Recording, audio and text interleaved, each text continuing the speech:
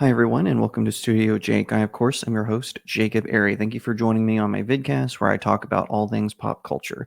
Today, I want to talk about Kang the Conqueror. So, actor Jonathan Majors, he had been previously accused of some harassment and other harsher crimes by a former girlfriend. And as I said at the time when the accusations first came out, I said he was innocent until proven guilty. I stand by that statement. A jury has decided that he is guilty based on the evidence against him. So his sentencing is set for February. As a result of this, Marvel Studios, of course owned by Disney, has fired him as Kang the Conqueror. He was first introduced in Loki season 1 in the season finale.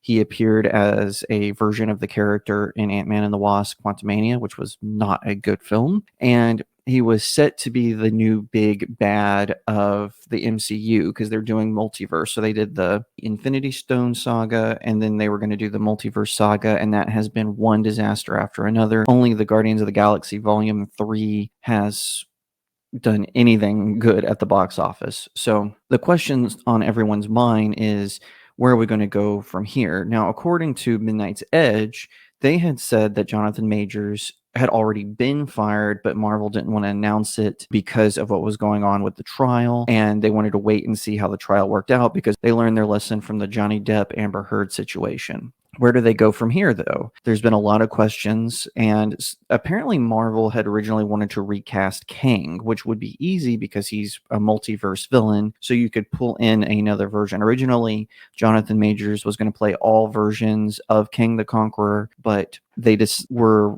really hoping that they could recast the character because they've had success at recasting in the past. And there was a few names that came up on the list, but so far they've been unsuccessful in getting one. Apparently Will Smith is one of them.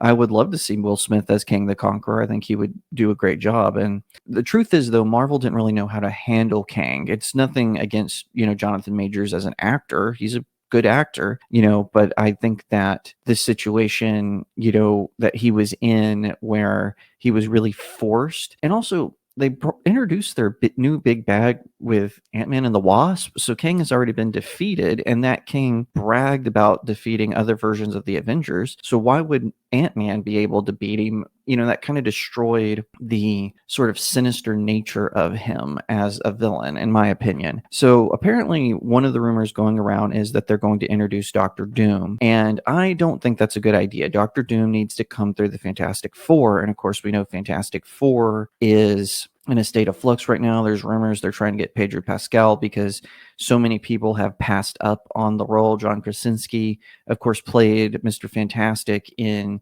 the Doctor Strange sequel, and Adam Driver apparently was being considered for the role, but he passed it over. So Pedro Pascal is being considered, and Yellow Flash thinks that maybe they are going to make Reed Richards the Master. So if you don't know who the Master is, in the Ultimate Universe, Reed Richards doesn't say Mr. Fantastic. He turns into a villain called the Master. He's very similar to Kang the Conqueror. Really terrible writing. The Ultimates, I don't know why people love the Ultimates so much. The first few Spider-Man and X-Men were fine, but then it went on a crazy crash where the writers became so unimaginative, and it just became all about, gross relationships that were developed in the story. It was awful. It just became a soap opera, but not like a good soap opera. Anyway, as far as the Master is concerned, I don't think that the Master would be right. I think that they need to bring in a villain they've already introduced. This is what I think they should do. I think they should bring in the High Evolutionary from the Guardians of the Galaxy Volume 3. So Avengers Kang Dynasty, the name has already changed. Marvel has officially relabeled it as Avengers 5 until a new villain is introduced. But I think the High Evolutionary could work. They left his death kind of ambiguous. Spoiler alert, in Guardians of the Galaxy Volume 3, his fate is kind of unknown. So what they could do is they could have him come to Earth, because now we know Star-Lord, played by Chris Pratt, is on Earth. He could blame Star-Lord for everything that happened to him in Guardians of the Galaxy Volume 3, and that could lead into a clash with the Avengers. Now, here's another thing. The High Evolutionary is an X-Men villain. This is another thing he could do. He could introduce the X-Men into the MCU. That's a perfect bridge. We could have explanations for why the mutants haven't been known for a while. Apparently, there's a rumor that they're going to lean into the whole MCU thing and they're going to introduce an all women X-Men. So I guess it's just going to be called X-Women. Again, the whole virtue signaling thing from Marvel has gotten out of control. That's an aside, but I think that would be the best route for them to do. They could reintroduce the High Evolutionary, show that he somehow survived the events of Guardians of the Galaxy Volume 3. He goes to Earth to get revenge on Star-Lord, and then that's what leads to a clash with the Avengers and his Animen, for instance. And like I said, that could be how they introduce the X-Men. That way they don't have to do this whole multiverse type thing and make it where, oh, it's this, that, and the other. The X-Men exist in one universe, not the other. That could be a good way to reintroduce the Inhumans, since now we know Agents of S.H.I.E.L.D. is in fact not canon to the Marvel Cinematic Universe, that it is a multiverse, which they say a gazillion times in the final season.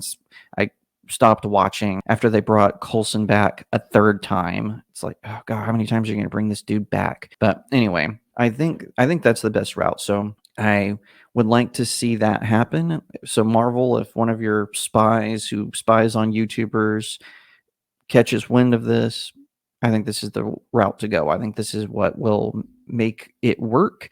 Hire a good writer, hire a good director, fire all your current writers, fire all your current directors, and bring on some really talented people. Stop wasting away. What do you think? I'd love to hear your thoughts. Would you like to see Kang recasted? Would you like to see Doctor Doom? What do you think about my idea about bringing in the High Evolutionary? Do you think that Reed Richards, they're just going to introduce him to belittle him and then turn him into the master? Or do you think they're actually going to do right by the Fantastic Four? I would love to hear your thoughts on everything and let me know, because this is an interesting time to be in the MCU. I remember when the MCU was unstoppable, when it was unbeatable, but yet Disney continues to ruin it. And the whole situation with Jonathan Majors, like I said, there have been reports that he was already fired.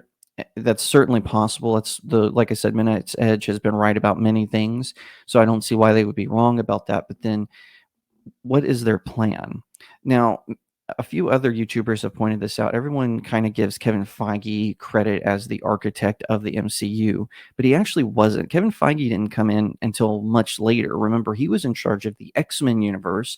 Fox fired him. This is long before Disney acquired it. And then he comes along later, and that's when when he starts to actually fully take over, that's when the cracks in the ship start to get revealed a little bit. And I have a feeling, just a small one, that that is what's going to happen with this whole situation with Kang. Kang was always sort of a bad idea as a big baddie. He is not a Thanos level threat, even in the comic books. Now, Kang is very dangerous, and he's certainly powerful enough to fight all the Avengers, but I think the only way to save Kang is to recast him. And at the end of Ant-Man and the Wasp: Quantumania, they show all the different versions of Kang. So you see Rama Tut and a few other versions. Now, you don't see the Scarlet Centurion. When he was first introduced, I don't think he was actually supposed to be a Kang, but they just kind of leaned into him being a Kang. So what they could do is introduce the Scarlet Centurion version of Kang, have a different actor, and he maybe steals the powers from all the other Kangs. That's also how you can bring Iron Lad into it, even though I think Iron Lad is a terrible story, but Marvel wants to do a Young Avengers. Anyway, those are my thoughts, and I think because of this whole situation, Marvel didn't really have a plan. Disney didn't really have a plan. That is apparent, abundantly apparent. So we'll have to wait and see what is going to happen. But as far as I can tell, it's going to be a while before we hear anything. Thank you so much for watching this video. I hope that you'll give it a thumbs up, that you'll leave me a comment and tell me what you think, that you'll share it out with your friends, and of course, consider subscribing to StudioJake. I cover all kinds of nerd and pop culture topics, including film, television, anime, comic books, and so much more. I hope that you'll also head over to my main website, StudioJakeMedia.com, where I have even more news, views, and commentary Also, if you'd like to support the channel, head over to my locals page. That's studiojakemedia.locals.com. It's the best way to support me. I'm trying to build a little community there. I have exclusive reviews and articles, so definitely head over there and check it out. And I'll see you next time right here on Studio Jake.